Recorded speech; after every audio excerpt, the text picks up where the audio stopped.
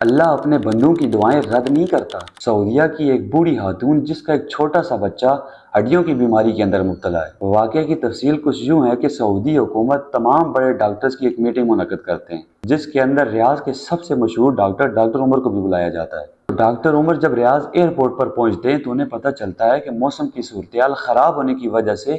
Flight ملتوی ہے، تو وہ بائی ایئر جانے کے بجائے بائی روڈ جانے کو ترجیح دیتے ہیں۔ کافی دیر سفر کرنے کے بعد جب موسم کی صورتحال کچھ زیادہ خراب ہو جاتی ہے تو وہ رک کر موسم کی بہتر ہونے کا انتظار کرتے ہیں۔ روڈ کی ایک طرف انہیں ایک جھونپڑی دکھائی دیتی ہے۔ جب ڈاکٹر عمر اس جھونپڑی کے اندر داخل ہوتے ہیں تو وہ دیکھتے ہیں کہ ایک بوڑھی خاتون اپنے بچے کو جھولا جھلا رہی ہے۔ ڈاکٹر عمر اس بوڑھی خاتون سے کچھ دیر وہاں رکنے کی اجازت لیتے ہیں تو وہ بوڑھی خاتون ان کو اجازت دے دیتی ہے۔ کچھ لمحہ گزرنے کے بعد ڈاکٹر عمر اس بوڑھی خاتون سے سوال کرتے ہیں کہ میں کافی دیر سے یہ بات نوٹ کر رہا ہوں کہ جب تک آپ اس بچے کو جھولا جھلا رہی ہوتی ہیں تو یہ بچہ خاموش رہتا ہے،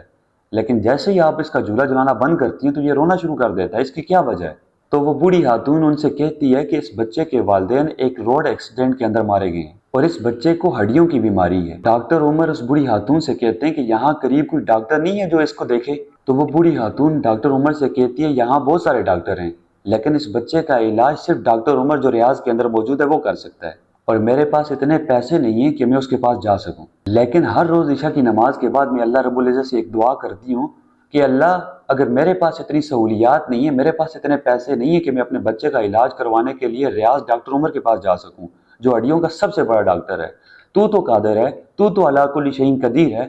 تو اس کو میرے پاس لے کے آ سکتا ہے نا۔ تو ڈاکٹر عمر نے جب یہ بات سنی تو ان کی آنکھوں سے آنسو بہنا شروع ہو گئی اور کہنے لگے کہ میں ہڈیوں کا اتنا بڑا ڈاکٹر